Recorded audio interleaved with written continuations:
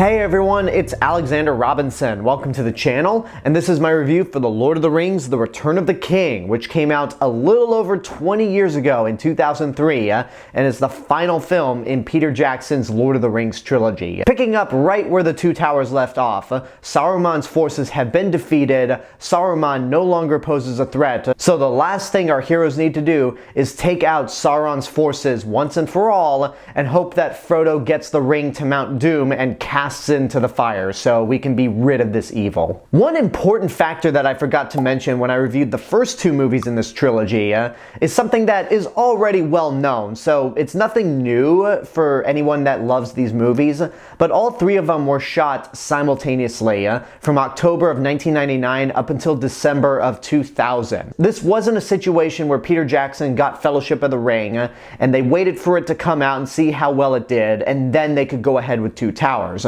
No, all three movies were shot at the exact same time with a combined budget of $281 million. That's for all three movies. There are solo movies nowadays that cost more than that. Not to mention that prior to Lord of the Rings, Peter Jackson made some really weird movies, like Meet the Feebles and Brain Dead. Just so many bizarre and off-brand movies that I would love to see at some point in the future. But you wouldn't think that somebody that made those types of movies would be a perfect fit for Lord of the Rings. So they took a big gamble with Peter Jackson on this trilogy. And the point I'm trying to make is that with this director at the time, and shooting all three of these movies at once, had any single one of these movies failed, this whole thing would have been for nothing. And with Return of the King, the fact that this movie ended up being as good as it was and capped off the trilogy in a perfect way is a true accomplishment. The whole production timeline of shooting all three Lord of the Rings movies at once was sort of like what the Sulkans wanted to do with the first two Superman movies, where they wanted to take an unproven genre and shoot two movies at once and just see what happens. Except we all know with Superman, it didn't work out too well because Richard Donner was fired halfway through two. But again, with Peter Jackson, the fact that all three of these movies ended up being as good as they were, with Return of the King being a great capper, is a miracle in itself. Everything that was amazing about the first two films still holds water in Return of the King, and to this day, the only fantasy epic to win Best Picture at the Academy Awards. I'll talk about that a little later, but there's so many elements about Return of the King that I truly love. For one, having seen the extended version, which is nearly 4.5 hours long, it never feels like it drags. There's never a scene that you feel like is wasted or could be cut out entirely. I'm never bored. And the way that it wraps up so many stories and so many character arcs is just flawless. In line with the title of this movie, we finally get to see Aragorn's transformation from Ranger to King, and you completely believe it. He's the one that ultimately realizes, okay, I have to take charge. I have to lead everyone to victory against Sauron. And you buy into the fact that he has accepted his role as new king of Gondor. And Viggo Mortensen once again does an incredible job in the role. Merry and Pippin also get great character arcs beyond comic relief, because when we were introduced to them in Fellowship of the Ring, that's pretty much what we viewed them as. Comic relief, and in the case of Pippin, often a screw-up. And we see that Gandalf got completely annoyed with anything that Pippin did when it may have alerted the enemy. And in this movie, Pippin does something that draws the attention of Sauron to our heroes.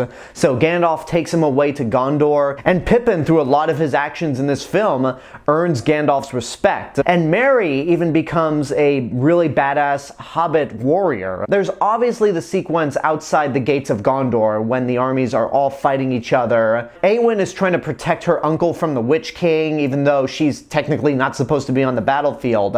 And at the point when the Witch King goes, "No man can kill me," Merry basically stabs his foot, distracts the Witch King to where Éowyn has that badass line, "I am no man," and then stabs the Witch King in the face, I guess? Do ring wraiths have faces? Probably not. But the point is, I love how these two minor characters, who were just comic relief at first, get a lot to do and become more well-rounded than you could have ever imagined. And speaking of those action sequences, they are spectacular. There are just so many huge, grand scale battles that are never confusing. You always get a clear sense of the geography, where everything is, who the enemy is, and who our heroes are. And it's just spectacular to watch. The only moment in these epic battles that I really don't like is when Legolas kills one of those giant elephants and then rides his trunk down to the ground like he's Fred Flintstone. That looked awful, and I don't know. I mean, it's better than in Battle of the Five Armies in the Hobbit trilogy, where Legolas is defying gravity and jumping on stones that are falling from the sky. That was completely absurd and just made me roll my eyes. So, in comparison, I guess Legolas acting like Fred Flintstone is not that bad. But yeah, the action is just as spectacular as ever, and the journey that Frodo and Sam continue to take to try to get the ring to Mount Doom is well done. We get to see how Gollum is slowly manipulating these two hobbits to, well, have Frodo turn on Sam and thinking that Sam wants the ring. Obviously, it doesn't work out in the end, but it's such a compelling storyline. And my favorite sequence in this entire movie, which I don't remember seeing it in the theatrical cut, but it's when Gollum looks into his reflection and is talking back and forth with the dual personality. That is such a well done scene, and once again, Andy Serkis' performance just sells it entirely. Speaking of the extended version, I have been on record in saying that this is the first time I'm watching the extended trilogy, so I won't be able to really point out differences between the extended versions and the theatrical versions, except for this one instance. Saruman. For whatever reason, I don't know why they cut out Saruman's scene from the theatrical cut of Return of the King, because it's so weird to have one of the main villains in the first two movies just be completely absent. That always confused me when I saw Return of the King for the first time. So to see Saruman in this movie and eventually get what he deserves, it makes a lot more sense. Also, I realized that the Stewards of Gondor, Boromir's father, was featured in the extended version of The Two Towers. Seeing how Boromir's brother is just abused to no end by his father, it adds a lot more clarity and more emotional stakes once I get into Return of the King and see just how much of a scumbag this guy is. And it truly solidified the fact that whenever I get around to watching the Lord of the Rings trilogy again, the extended versions will be the versions that I will be going to from here on out. I honestly don't have a problem with the theatrical cuts, but I feel like the extended versions just feel more complete. The only major issue I have with the movie, and this is the reason why Return of the King is my least favorite movie in the trilogy, are those endings. Now, watching this movie again, there aren't as many endings as I previously thought. But the thing is, they go on for a long time, a total of 40 minutes before the credits roll, and I just figured there could have been a better way to shorten the endings. While I never felt the length of Return of the King, and this is an instance where I didn't wait a couple days or the next day to watch the second disc of the extended version. No, I watched the entirety of the extended version from beginning to end. And while I do think all the scenes are important, the endings themselves could have been trimmed down in terms of pacing. Because after a while, you get the point. You get where everyone has ended up, you get what the movie's trying to say, and they just hold on certain characters for longer than they need to. That's the only issue I have with the movie. Not so much that there are too many endings, it's just that it's spaced out to an unnecessarily long length. But now we come to the big question of the movie. Since it's 20 years old, did this deserve to win Best Picture at the Academy Awards? Yes! Yeah, of course Return of the King deserved to win. I mean, part of it is the fact that out of the nominees, it was the best one, but also the movie didn't win Best Picture just because of the movie itself.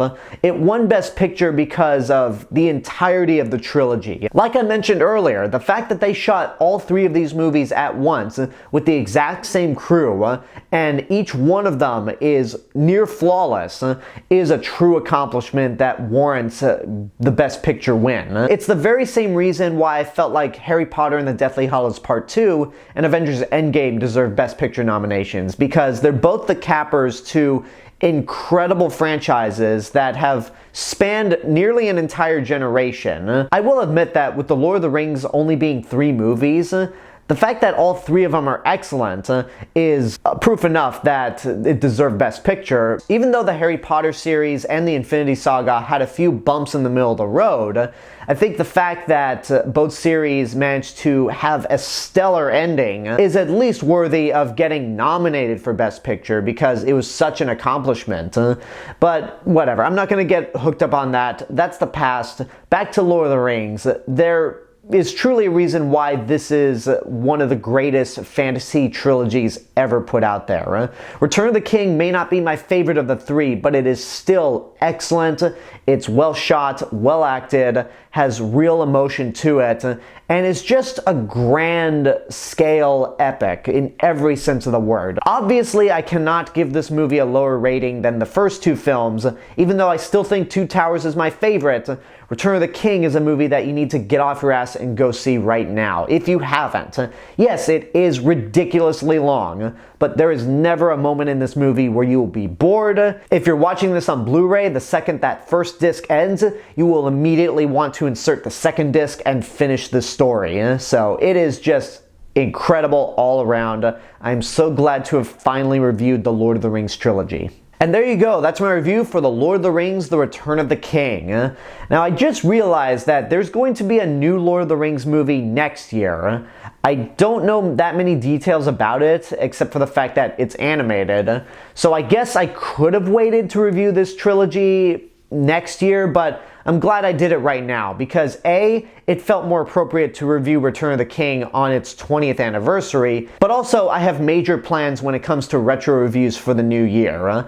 I won't go into full details in this video yet, but keep your eyes open for a community post where I'll talk in more detail about what I'm going to do in terms of retro reviews. But let me just say, I'm not going to be reviewing any movies that tie into an up-and-coming movie next year. I'll just say that right now. These upcoming retro reviews for 2024 will be completely randomized, sort of, and it's something that I really want to do. So thank you guys so much for watching my retro review for the Lord of the Rings trilogy, and until next time, I want to know what you guys think about Return of the King. If you've seen it, what did you think? Whatever the case may be, let me know in the comments below. Don't forget to like the video, subscribe to the channel, and hit the bell button to get notifications. You can also follow me on Facebook, Instagram, Letterboxd, Threads. I'll see you guys in the next video, but until then, have a good day, and take care of yourselves.